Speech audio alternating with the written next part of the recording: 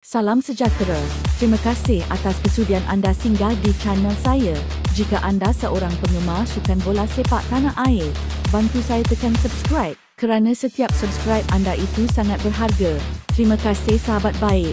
Sebanyak 6 buah negara dari benua Asia telah mengesahkan slot ke Piala Dunia 2026 menerusi pusingan ketiga kelayakan. Aksi pusingan ketiga kelayakan Piala Dunia 2026 sedang giat berlangsung ketika ini membabitkan 18 buah negara di Asia yang dibahagikan kepada 3 kumpulan dan terdiri daripada 6 pasukan. Hanya juara dan naib juara setiap kumpulan ini bakal layak ke pentas Piala Dunia 2026 secara automatik, manakala negara di tempat ketiga dan keempat akan bersaing lagi di pusingan yang seterusnya. Hari perlawanan ke-9 pada minggu ini menyaksikan kesemua 6 negara yang berjaya layak ke Piala Dunia akhirnya diketahui, walaupun masih berbaki satu lagi aksi di peringkat kumpulan. Gegasi Asia, Iran muncul sebagai juara kumpulan A apabila mengumpul 20 mata daripada 9 perlawanan dan diikuti oleh Uzbekistan yang mencipta sejarah mara ke Piala Dunia buat kali pertama. Untuk saingan kumpulan B, Korea Selatan menepati ramalan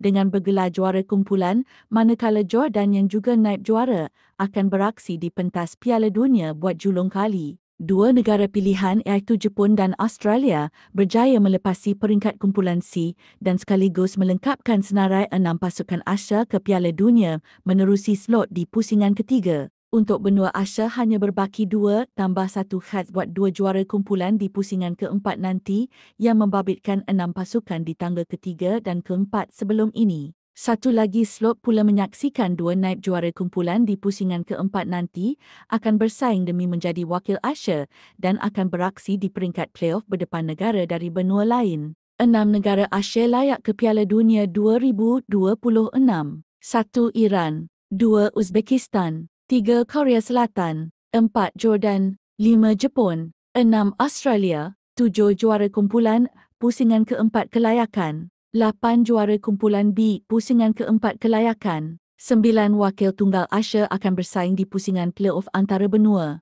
Saingan Piala Dunia 2026 dijadualkan berlangsung bermula pada 11 Jun sehingga 19 Julai hadapan dengan sesi undian akan diadakan pada Disember 2025 ini.